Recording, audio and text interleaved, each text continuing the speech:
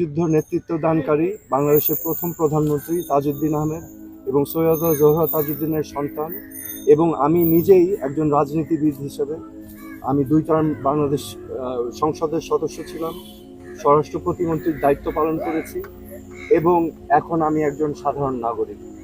আমি আজকে এই ব্যাকগ্রাউন্ড এবং একজন সাধারণ নাগরিক হিসাবে আমি ডিবি অফিসে এসেছি, কারণ আমি বাংলাদেশের সকল মানুষের মতোই বাংলাদেশকে নিয়ে উদ্বিগ্ন বোধ করছি। আজকে এই পরিস্থিতি নিয়ে উদ্বিগ্ন বোধ করছি, কারণ আমি জানি, বাংলাদেশের সকল মানুষ জানে যে আমরা মহান মুক্তিযুদ্ধ করেছিলাম একটি সোনার বাংলাদেশের জন্য, যেই সোনার বাংলাদেশে ন্যায় বিচার থাকবে, যেই সোনার বাংলাদেশে মেধা দিয়েই যাচাই হবে যোগ্যতা, যেই সোনার বাংলাদেশে গরিব ধনী সকলের জন্য মৌলিক অধিকার থাকবে, বাক স্বাধীনতা থাকবে, চিন্তার স্বাধীনতা থাকবে। আজকে আমি মনে করছি যে আমাদের সকলেরই এই অধিকারগুলো ক্ষুণ্ণ হচ্ছে মারাত্মকভাবে। আজকে আমরা জানি যে এখানে কোটা আন্দোলন হয়েছে, কোটা সংস্কার আন্দোলন হয়েছে, এবং এই কোটা সংস্কার আন্দোলন নিয়ে আমাদের দেশে একটি অশান্তিপূর্ণ পরিস্থিতি বিরাজ করছে। এখানে শত শত মানুষ নিহত হয়েছে, নিরীহ 5 বছরের বাচ্চা থেকে শুরু করে 8, 10, 15, 16 ছাত্র, সাধারণ মানুষ সহ অনেক মানুষের প্রাণহানি হয়েছে, এবং এটা আমাদের সবাইকে ক্ষত করেছে, আমাদের বিবেককে নাড়া দিয়েছে। এই বিবেকের নাড়ার কারণেই আজকে আমি ব্যক্তিগতভাবে ডিবি অফিসে এসেছি। কেন এসেছি? আমি ডিবি প্রধানের কাছে 3টা প্রশ্ন নিয়ে এসেছিলাম। আমার প্রথম প্রশ্ন ছিল যে এই 6 জন সমন্বয়কারীকে গ্রেফতার করা হয়েছে নাকি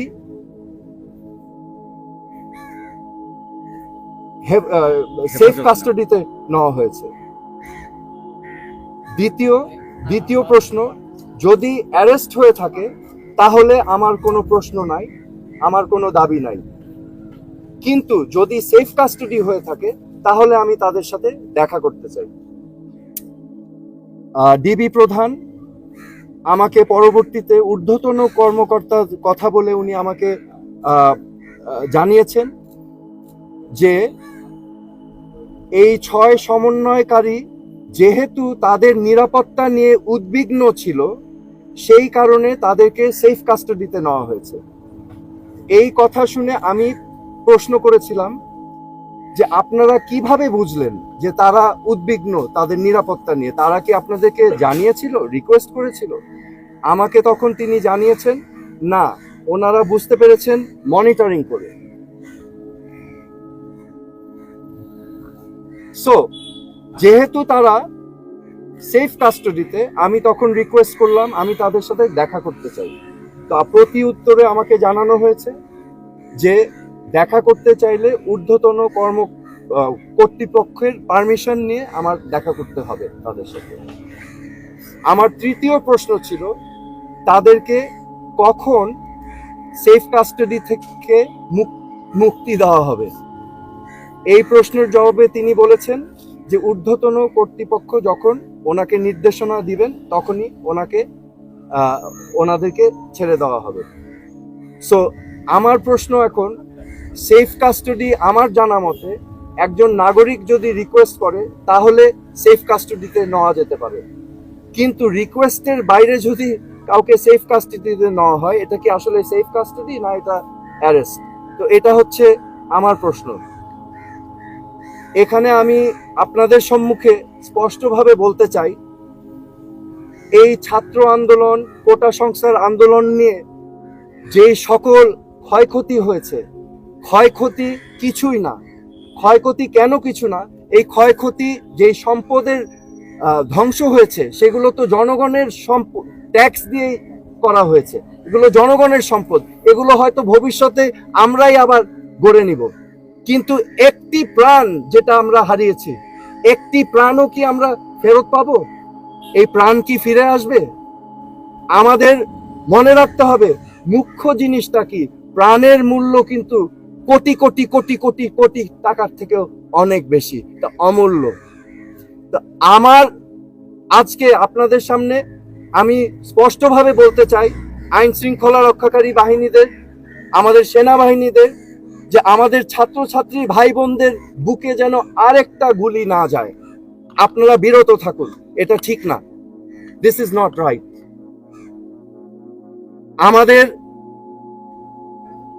আমি আজকে চলে এসেছি যে আমার জিমের কাপড় পরা, আমি আমার আবেগ, আমার বিবেকের তাড়না আমি চলে এসেছি এখানে। আজকে আমি মনে করি আমার মতো এই প্রশ্নগুলো বাংলাদেশের কোটি কোটি মানুষের মনে। তো আমি আপনাদের হয়ে আমি এখানে এসেছি আজকে, এই জন্যই আমার আশা।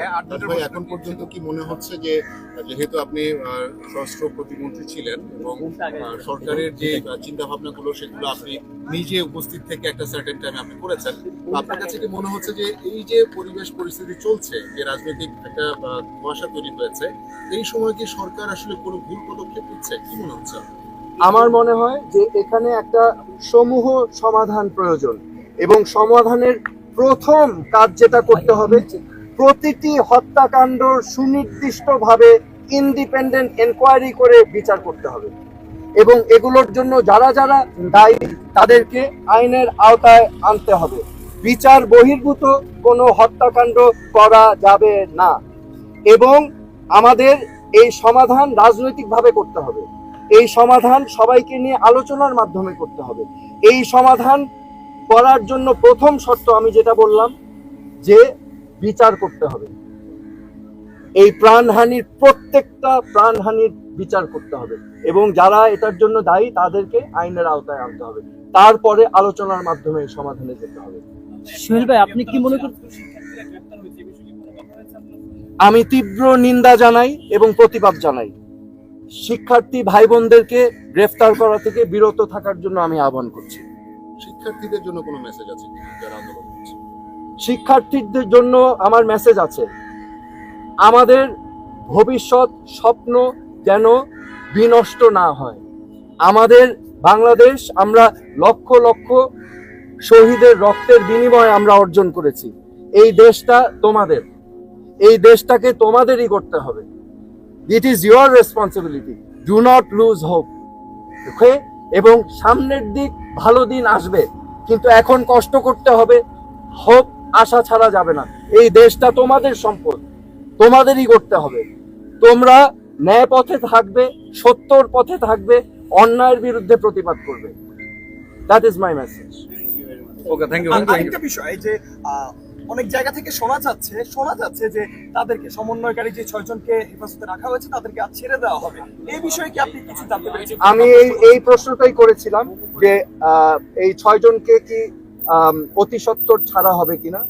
প্রতি উত্তরে আমাকে জানানো হয়েছে, হারুন সাহেব আমাকে, ডিবির প্রধান সাহেব আমাকে জানিয়েছেন যে ঊর্ধ্বতন কর্তৃপক্ষের আদেশ আসলেই সেটা করা হবে।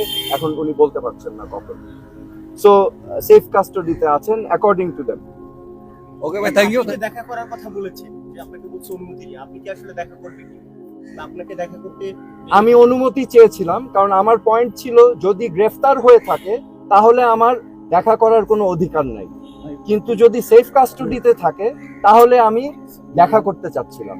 তো আমাকে সেটা ডিনাই করা হয়েছে, বলেছেন ঊর্ধ্বতন কর্তৃপক্ষের পারমিশন নিয়ে আমার দেখা করতে। আমরা জেনেছি ওখানে যাদের ফ্যামিলি মেম্বাররা ছিলেন, আপনার সঙ্গে কারো দেখা হয়েছে? না, আমার সাথে কারো দেখা হয়। আচ্ছা, এই অবস্থা উত্তরণে আপনার পরবর্তী কোনো কর্মসূচি বা পদক্ষেপ আছে কিনা? আমার কোনো পদক্ষেপ কর্মসূচি নাই। আমি আমার বিবেকের তাড়নায় এসেছি। আমি দেখছি চারিপাশে মানুষ যেই প্রশ্নগুলো করছে, যেই জবাবগুলো চাচ্ছে, আমি সেটাই জানতে এসেছি একজন নাগরিক হিসেবে। কিন্তু আমি বলেছি আমার একটা পরিচয় আছে, এই দেশের উপর আমারও হক আছে এবং সবার হক আছে। সো আমি সেই জন্যই এসেছি এখানে।